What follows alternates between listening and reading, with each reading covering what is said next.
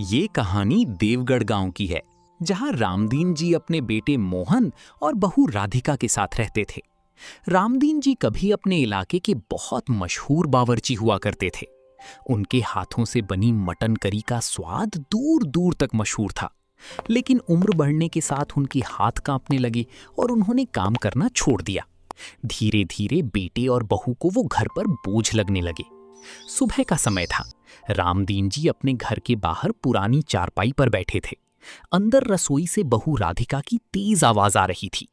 सुनते हो मोहन जी, मैं अब साफ कह रही हूँ, मुझसे अब रोज रोज बाबूजी की सेवा नहीं होती।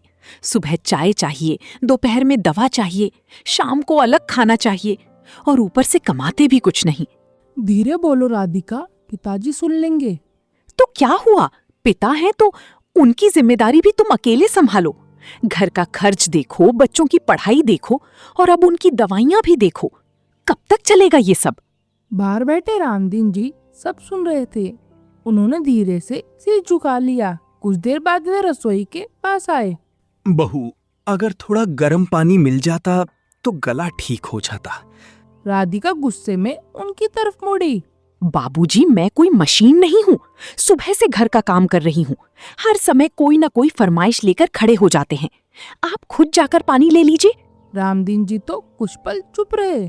ठीक है बेटी, मैं खुद ले लेता हूँ। उनकी आवाज में दर्द साफ दिखाई दे रहा था, लेकिन राधिका को कोई फर्क नहीं पड़ा।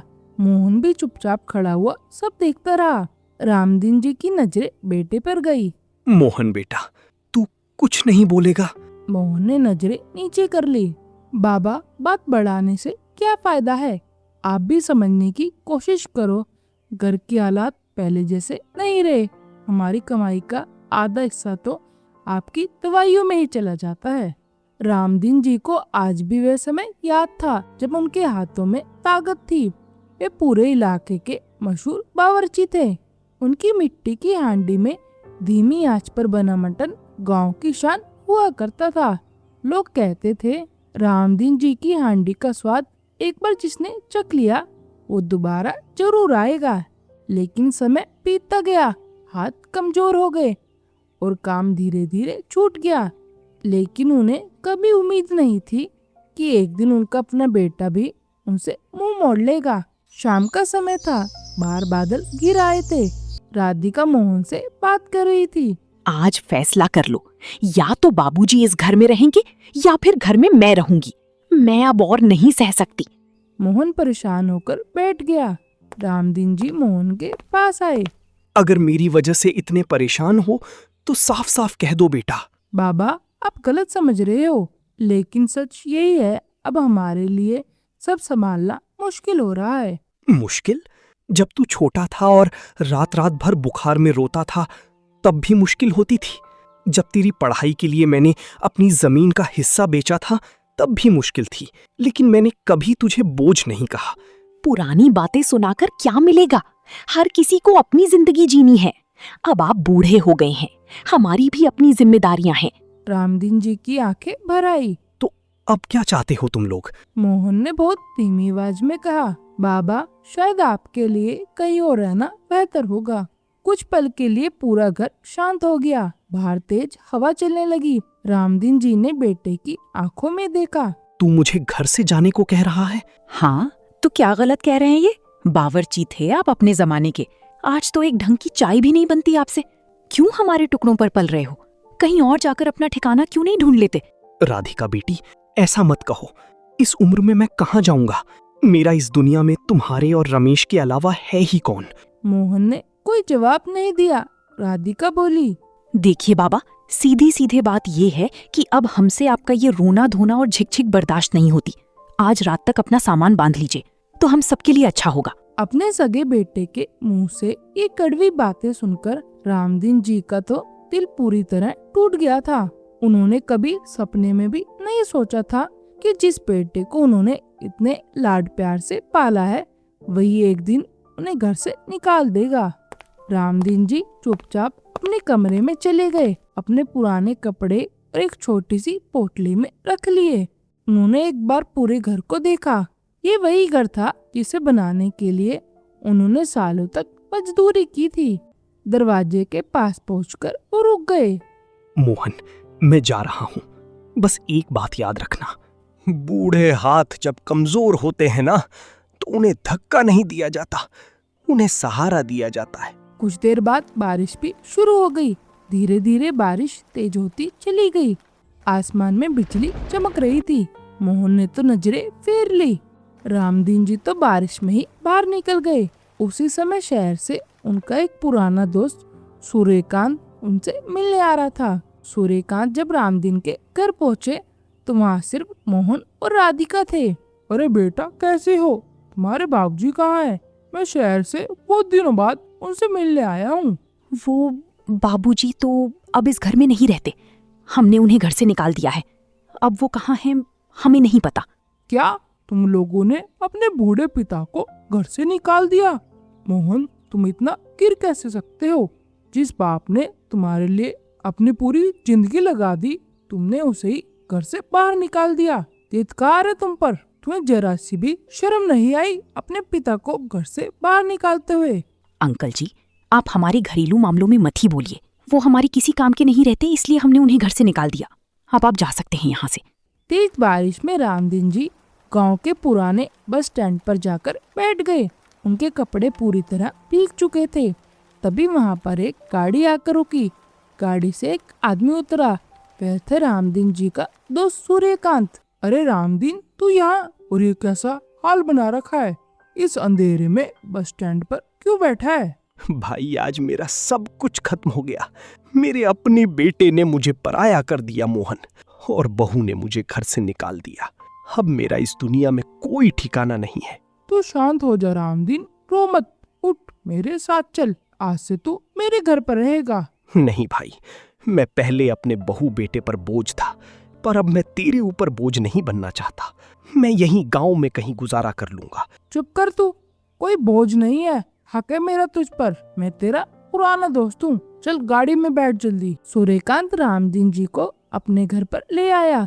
उसने रामदीन जी को आराम से रहने के लिए एक बढ़िया कमरा दिया और उनके खाने पीने का पूरा इंतजाम किया। कुछ दिन शहर में बीत गए, लेकिन रामदीन जी हर समय उदास रहते।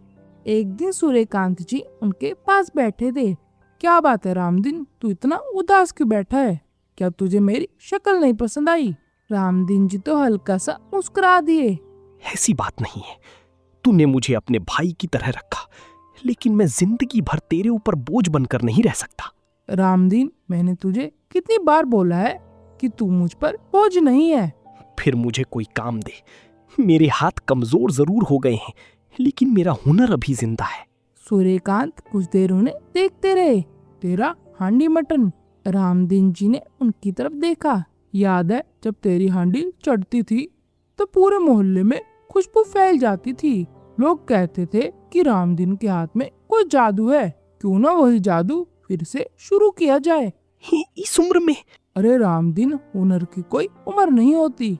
कुछ दिनों बाद शहर के पुराने बस स्टैंड के पास एक छोटा सा ढाबा तैयार हुआ। लकड़ी का छोटा सा शेड, सामने कुछ बेंच और अंदर मिट्टी की हांडिया। रामदीन मटन हांडी वाला। रामदीन जी तो बोर्ड देखकर चुप हो गए। इतना सब मेरे लिए? मैंने सिर्फ जगह दी है, इस जगह को पहचान तेरे हाथ देंगे। पहले दिन ग्राहक बहुत कम आए। शाम होने लगी। रामदीन जी तो परेशान थे। शायद मैंने देर कर दी। अब कौन बूढ़े आदमी के हाथ का खाना खाने आएगा? कोई बात नहीं, आज नहीं आए तो कल आ जाएंगे। लेकिन मेहनत करने वालों की कभी हार नहीं होती। उसी समय आसमान में बादल गरजे। तेज बारिश शुरू हो गई। कुछ ट्रक ड्राइवर और मजदूर बारिश से बचने के लिए ढाबे के नीचे आ गए। बाबा, कुछ गर्मा गर्म मिलेगा? रामदीन जी ने हांडी का ढक्कन उठाया। पूरी खुशबू हवा में फैल गई। आज काफी दिनों बाद खाना बनाया है। चक्कर बताओ बेटा, कैसी बनी है? पहला निवाला खाने के बाद ड्राइवर की आंखें चमक उठी। अरे बाबा, ये तो कमाल है। ऐसा स्वाद मैंने सालों से नहीं खाया। तभी दूसरा आदमी बोला, मेरे लिए भी एक प्लेट लगाओ।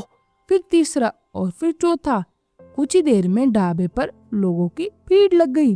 धीरे धीरे रामदीन जी का ढाबा चलने लगा। बाबा, आप लोगों को फ्री में खिला रहे हो, इससे नुकसान होगा? बेटा, मैंने एक रात भूखे और बेसहारा इंसान की तरह बारिश में बिताई है। उस रात अगर किसी ने मुझे एक कटोरी गर्म खाना दिया होता तो शायद मैं जिंदगी भर उसे याद रखता। अगर मेरी हांडी से किसी का पेट भरता है तो यही मेरी सबसे बड़ी कमाई है। एक दिन कुछ युवक बारिश में ढाबे पर आए और वीडियो बनाना शुरू कर दिया। दोस्तों, आज हम आपको एक ऐसी जगह लेकर आए हैं जहां बारिश में सिर्फ मटन नहीं, इंसानियत भी पकती है। कैमरा रामदीन जी की तरफ घुमा दिया। बाबा, आप इतनी उम्र में भी रोज इतना काम कैसे करते हैं? बेटा, जब तक हाथ चल रहे हैं मेहनत करनी चाहिए, और जब तक हांडी में खाना है तब तक कोई भूखा नहीं जाना चाहिए। वीडियो तो इंटरनेट पर वायरल हो गई। अगले दिन ढाबे के बाहर लंबी लाइन लगी थी। लोग दूर दूर से आने लगे। कोई कहता, भैया, वही बारिश वाली हांडी मटन चाहिए। हमने वीडियो देखा था, आज सिर्फ स्वाद चखने नहीं, बाबा से मिलने आए हैं। रामदीन जी की आंखों में खुशी थी। रामदीन जी ने साबित कर दिया था कि उम्र बढ़ने से हुनर बूढ़ा नहीं होता। मुश्किलें इंसान को तोड़ने नहीं, उसके अंदर छिपी ताकत को बाहर लाने आती हैं। जिस इंसान को उसके अपनों ने बारिश में अकेला छोड़ दिया था, वही इंसान एक दिन हजारों बेसहारा लोगों के लिए बारिश में उम्मीद की सबसे बड़ी छत बन गया। दोस्तों, माता पिता जब बूढ़े हो जाते हैं तो उन्हें बोझ मत समझिए, क्योंकि जिन हाथों को आज सहारे की जरूरत है, कभी उन्हीं हाथों ने आपका भविष्य बनाया था। याद रखिए, हुनर उम्र का मोहताज नहीं होता और इंसानियत से बड़ी कोई दौलत नहीं होती। अगर कहानी पसंद आई हो तो वीडियो को लाइक करें और चैनल को सब्सक्राइब करें। ऐसी ही दमदार कहानियों के लिए जुड़े रहिए। मिलते हैं अगली कहानी में।